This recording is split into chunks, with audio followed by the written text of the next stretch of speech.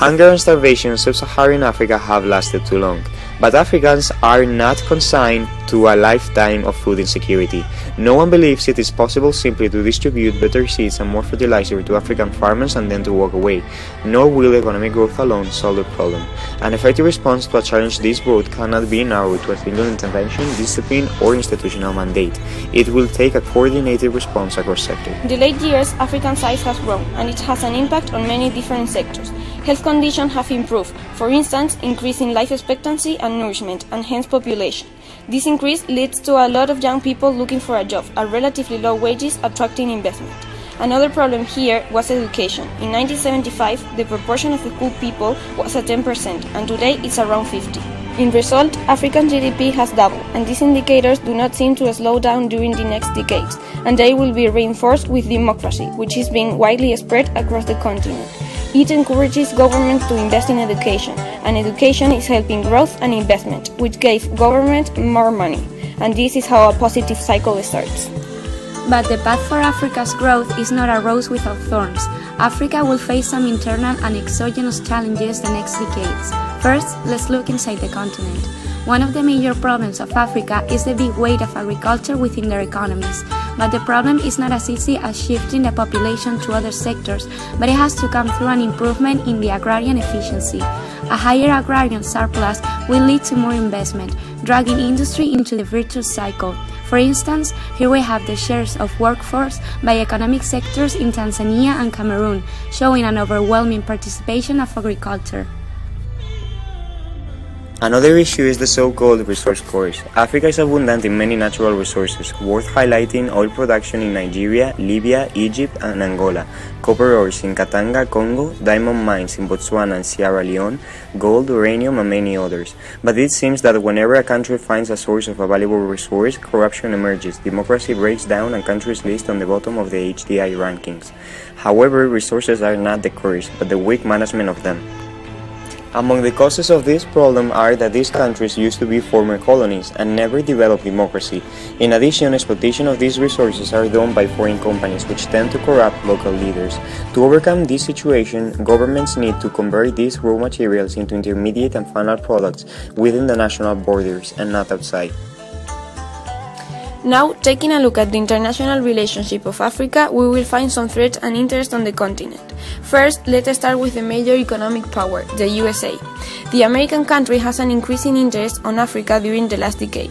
The future supply of crude oil is only indirectly governed by the amount of reserve still available. It is much more determined by future production capabilities. Forecasts predict that Africa will supply in the future more than 30% of the world oil. In addition, African oil offers a shortcut for American refineries throughout safer routes and with less transportation costs as compared to Middle East. But we already know that story. Another one is the untapped markets. Africa's middle class is ballooning. Population here is incredibly young. More than half of African people are under 20, so in a few decades it will have a massive workforce population. And where there is purchasing power, there is business interest.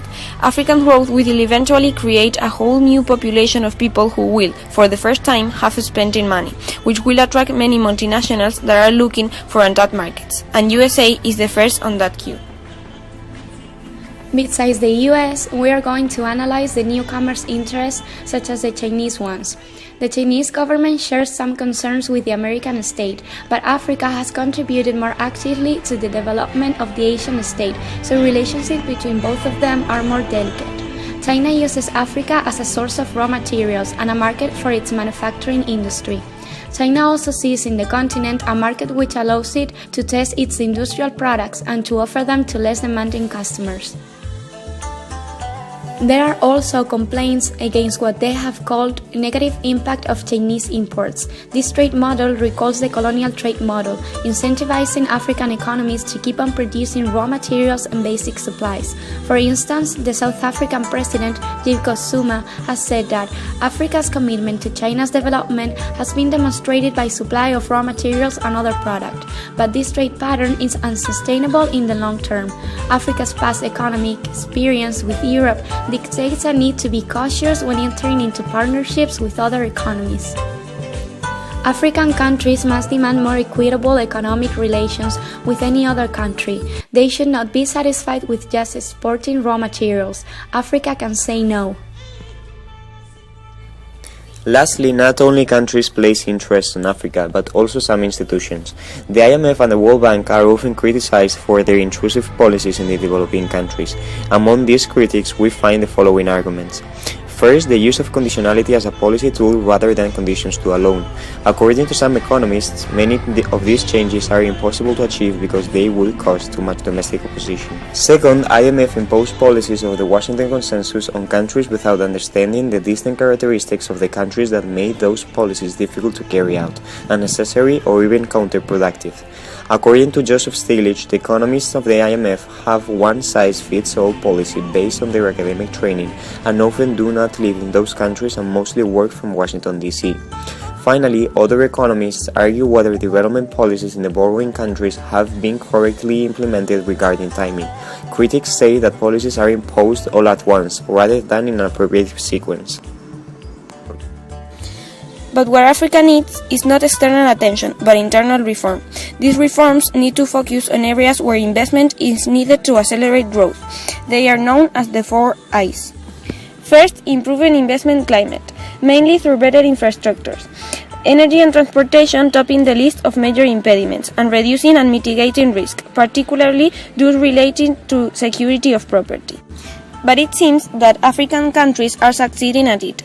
Here is the evolution of FDI in Africa from 2002, increasing 5 times until 2009, with a slight slowdown during the crisis. Second, emphasize innovation, moving investment towards information and communication technologies and skill formation. The potential comparative advantage of low wages in Africa can be nullified by low productivity, since statistics shows that labor is not cheap where productivity is low. Third, African economies need to build an efficient network of infrastructures. Lowering transaction and trade costs are the main targets, but also social infrastructures such as health and education need to be raised.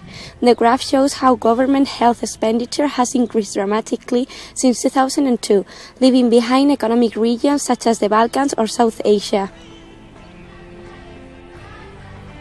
Lastly, the fourth pillar is institutional capacity. Democracy in Africa has been weak for decades due to the colonial legacy, but now it is increasing throughout many countries.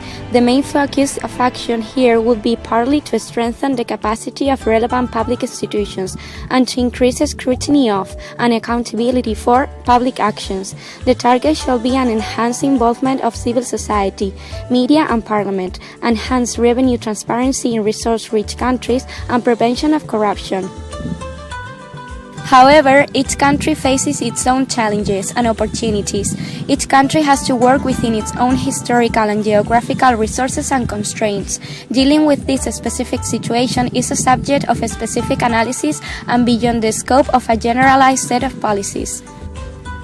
We hope that the ideas right here will help Africa to approach their challenges and be able to grow with an efficient exploitation and allocation of resources in the future. Africa has a voice. 50 years after independence, Africa demands that its voice must be heard.